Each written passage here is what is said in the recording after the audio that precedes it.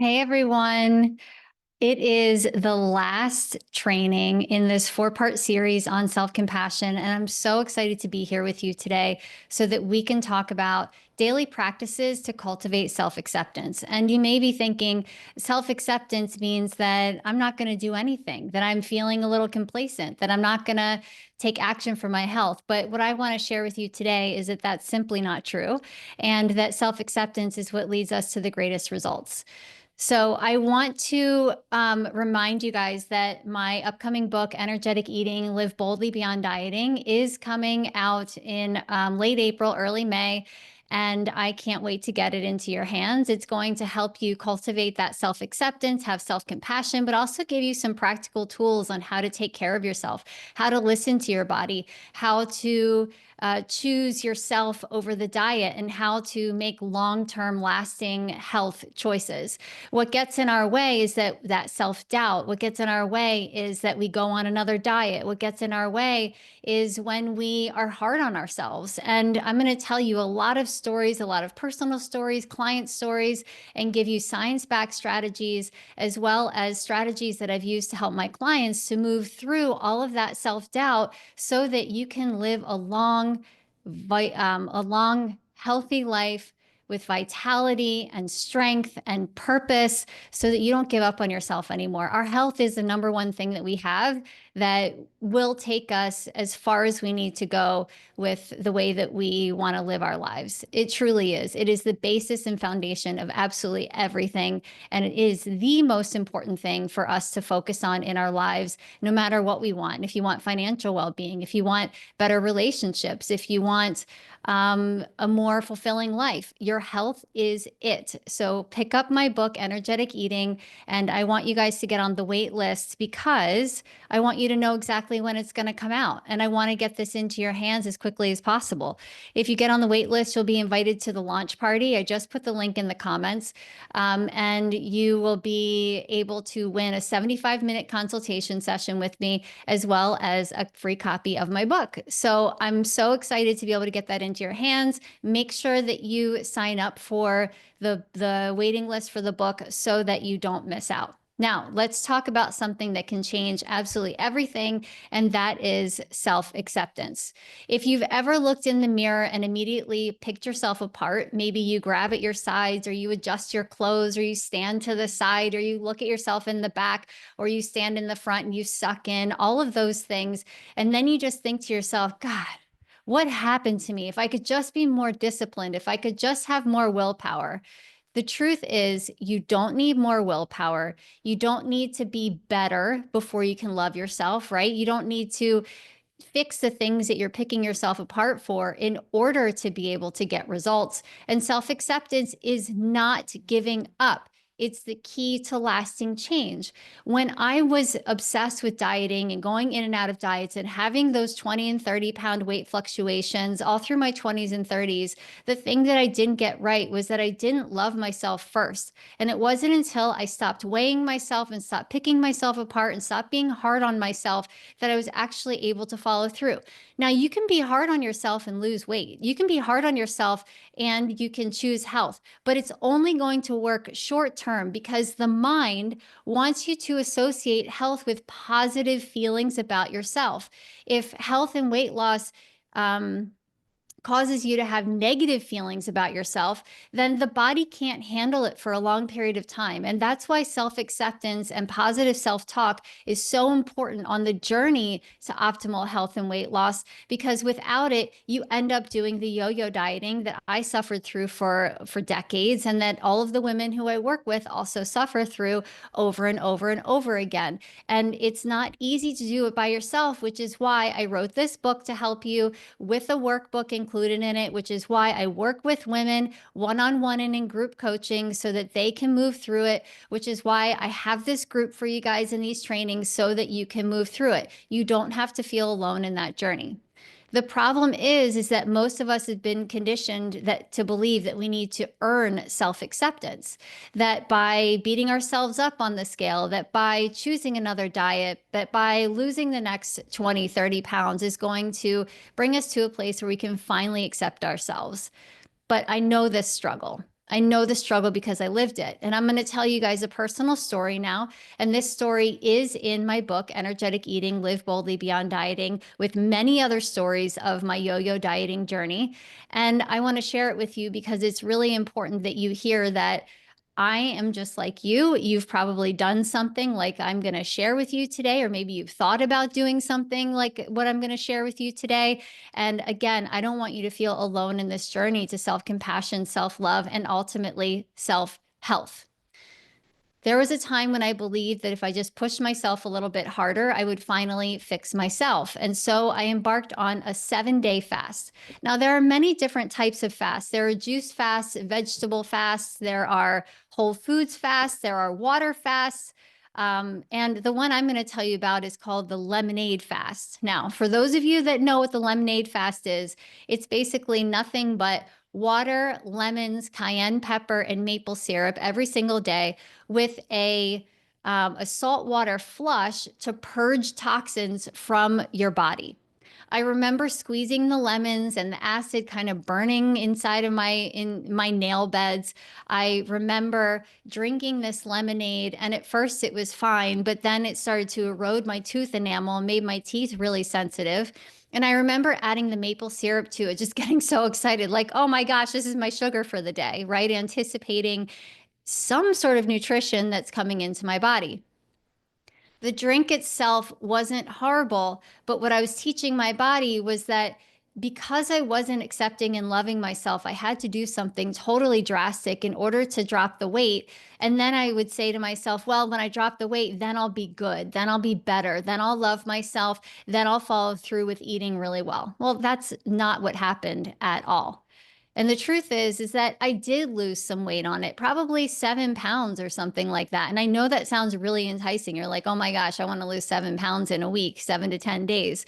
But the problem is that even though I felt sort of euphoric, even though I felt really excited, even though I felt like my bloating was gone, I gained it all back within 2 weeks.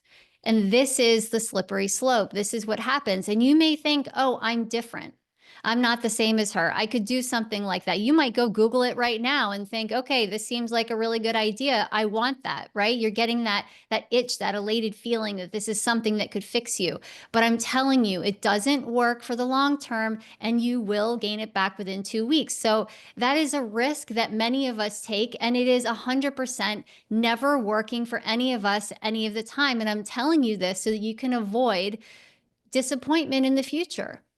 You can avoid eroding your tooth enamel. You can avoid having watery stools every single morning. You can avoid drinking, I think it was a quart or 2 quarts of salt water in the evening so that you can have a bowel movement in the morning so you can move and flush toxins from your body. It's actually just not true. Our bodies are made to flush toxins on our own when we take care of ourselves with consistency. And when we do that consistently, then weight can come off, then inflammation is reduced, then we feel better in our bodies, then we are able to take more consistent action from a place of love instead of a place of self-loathing and doing something drastic.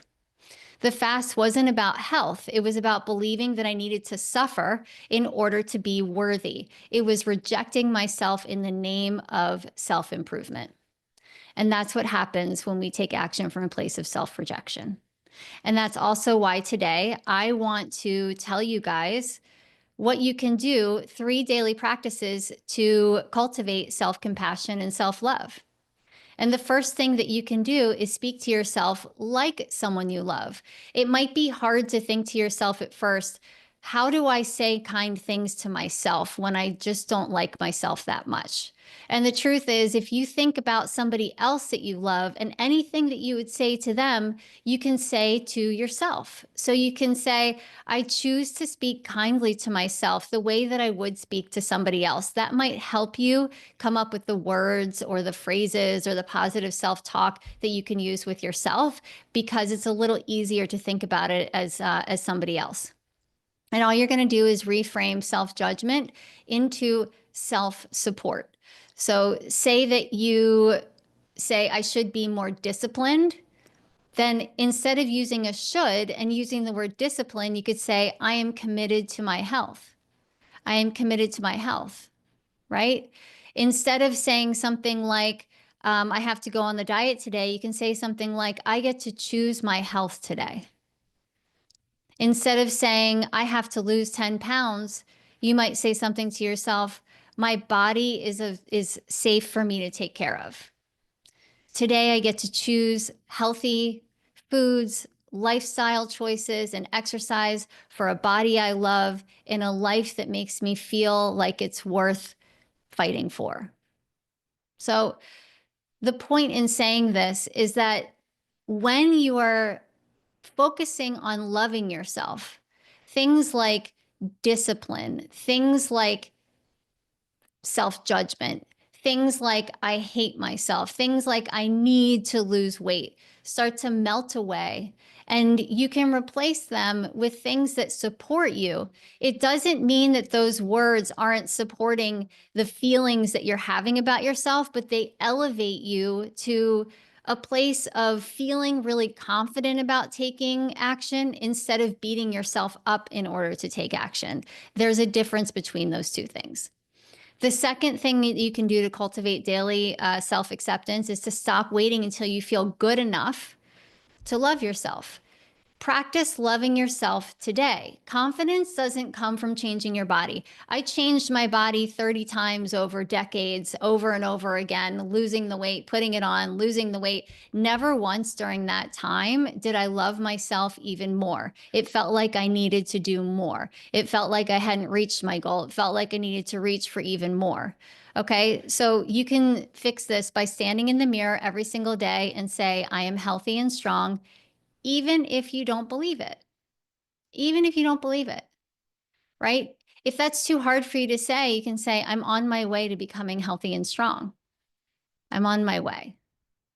If that doesn't feel accessible to you, you can say, it's possible for me to feel healthy and strong. And then you can think about, well, what would I do today then? If it's possible for me to feel healthy and strong, what choices would I make then? Right? If you're looking at yourself in the mirror and you're saying, I'm not good enough, or I'll feel good once I lose 10 pounds, you might take similar action with food, with calorie counting, with macro counting, with limiting yourself, or you can take similar action by choosing foods that make you thrive, by choosing exercise and lifestyle behaviors that help you feel good. They can get the same result, right?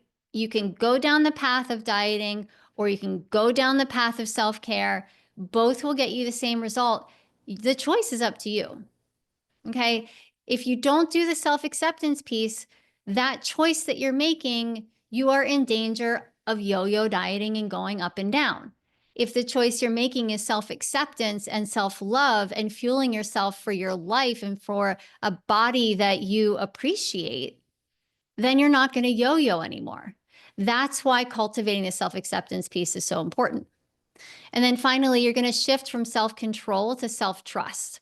Many of us believe that we have to control ourselves, and simply making this mindset shift from control into trust, right, is going to help us stick with our choices for the long haul. Instead of saying, I can't eat that, I'll lose control, or I have to force myself to work out, or if I don't stick to the plan, I'm a failure. You can say, I can listen to what my body needs. I move my body because it feels good, not as punishment. And I trust myself to make the choices that support me. And that's it. And self-trust, again, doesn't mean that you're throwing caution to the wind. A lot of us think, I don't want to restrict myself because it's going to make me spiral into a place where I can't control myself, right? A lot of people think that, like, I can't restrict myself at all because if I do, then I'm going to spiral into a place of not feeling empowered. But I want you to flip the script on that too. I want you to think about, if I'm choosing health and I'm choosing myself over the diet mentality, right? Over the self-loathing mentality, then the choices you make support how you want to feel. So when I'm thinking about the next choice that I'm going to make, and I am considering having, for example, I don't know, some ice cream. Not being restrictive means I'm going to have as much as I want. As much as I want, or I think I want, might not make me feel good. Then I have a choice to feel guilty about it or not. Or you can have as much as you feel good, and as much as you can feel good, which might be a smaller amount than what you want, is the key to success, because that's where your body trusts you to make the choice that's in your best interest, instead of throwing caution to the wind or choosing anything that you want that could be harmful to you. None of us wants to be in a state of self-harm. That goes with the thoughts that you have about yourself, and it also goes with the foods that you're choosing for yourself day in and day out. And I help my clients find that gray area between restriction and completely losing control. There is a gray area in between there that is really hard for us to access because of diet culture, because of fear, because of food noise, because of expectations that we have on ourselves. And if you're having a hard time finding that gray area, my book is going to help you. I can help you, and we can move through this together. So again, I want you guys to go ahead and click the link and get on the energetic eating book waitlist so that you can have an opportunity to win a copy of the book and get a 75-minute consult with me. If you feel like you are ready to make change now, if you feel like this resonates for you, if you don't want to go into self-loathing anymore and you want to go into empowerment, if you don't want a yo-yo diet anymore, if you want to lose weight and you want to feel good for the long haul without feeling like you ever need to go on another diet, then today, because it is the last day of the training, I am going to give you guys a 20-minute breakthrough session to schedule with me. And I'm going to put that in the comments as well. This 20-minute breakthrough session is going to help you identify and get clear on those limiting beliefs that you have about yourself, and a few of the most important nutrition or lifestyle choices you can make that will help you change your life, that will help you change the way you feel about your body, that will help you lose weight once and for all, if that is a goal that's important to you. So again, because this is the last training, I want to gift this to you, the 20-minute breakthrough call. If you haven't had a chance to watch all of the videos, I will get you up to speed when we get on our 20-minute breakthrough call, and I will give you an action step that you can take so that you don't have to stay in yo-yo dieting, self-loathing, or in a place where you're unhappy with your body right now. I'm really excited to gift that to you, and I can't wait to hear who is going to book that